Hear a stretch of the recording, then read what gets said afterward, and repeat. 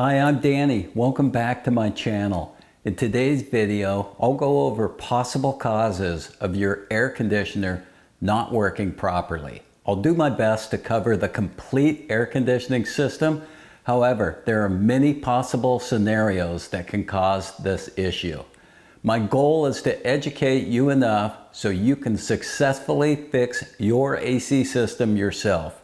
I'll be doing this on my 2007 Honda Element. However, a lot of this information that I'm about to share with you can be used for many other makes and models. Before I get started, please help support my channel by subscribing to my page. If you're new to my channel, I make automotive how-to videos. Let's get started. My first step is to check the heater and air conditioner control panel for trouble codes. To do this, I don't need any special tool or scanner. If I do have a code, this is where I'll start my diagnosis. To check for codes in this, I'll just take my key and I'll put it in the ignition without turning anything. And then I want to push down the rear defogger and the recirc button at the same time.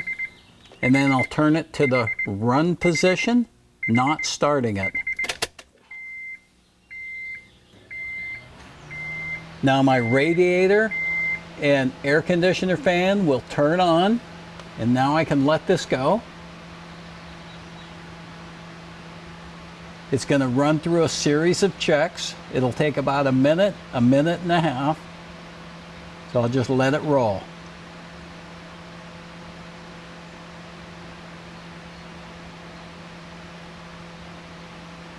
Radiator fans are on. Now my blower fan just turned on. And it's blowing stronger and stronger.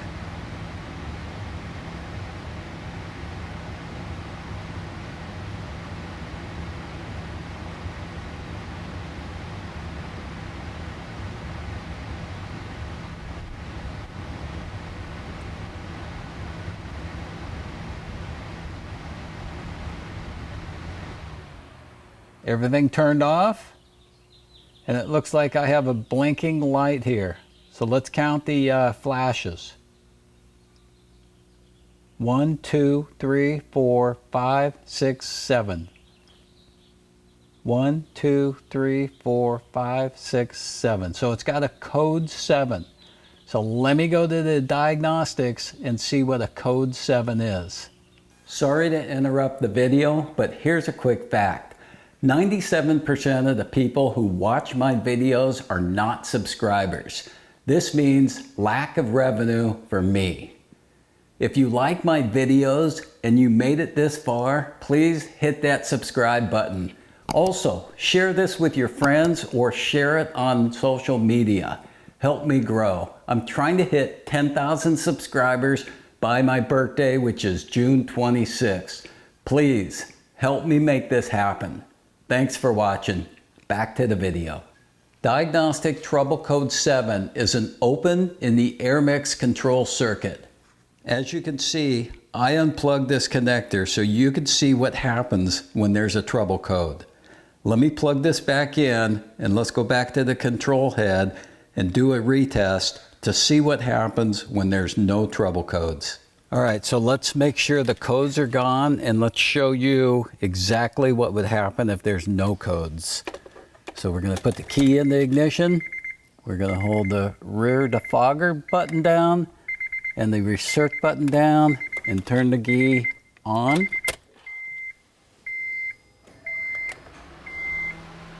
Radiator fans start up again. Blower motor turns on.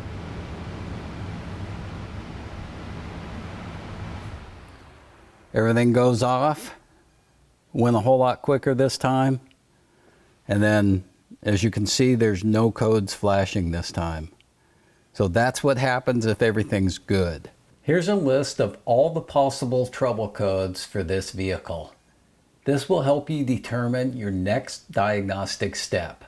These diagnostic procedures are unique and they require time to properly diagnose them and it would be very time consuming for me to put this in a video for you.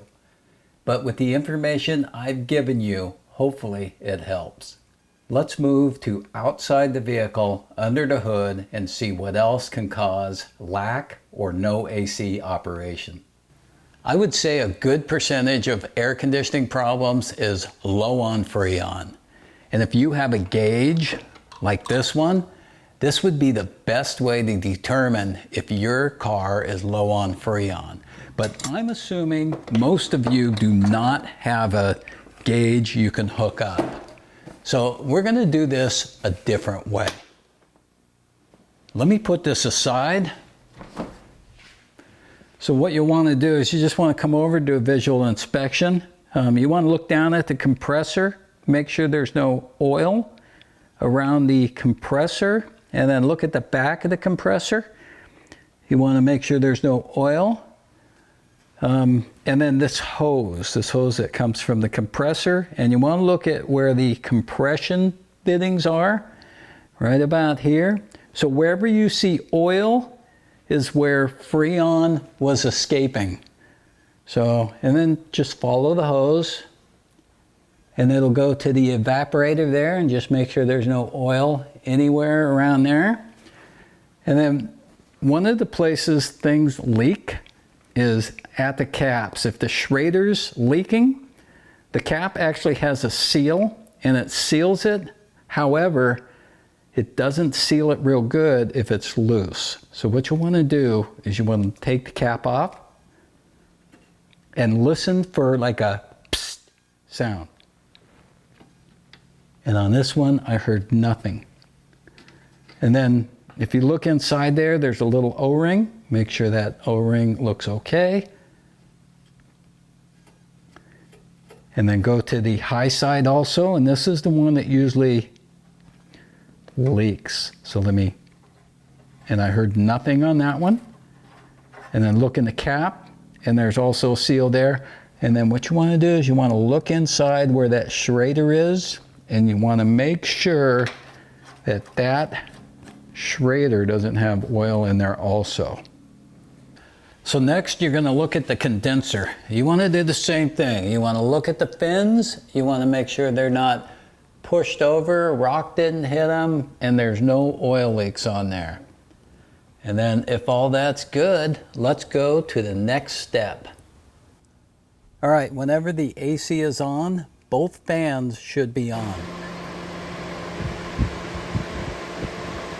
All right, so if your fans don't come on, or maybe only one of them's working, here's an easy check.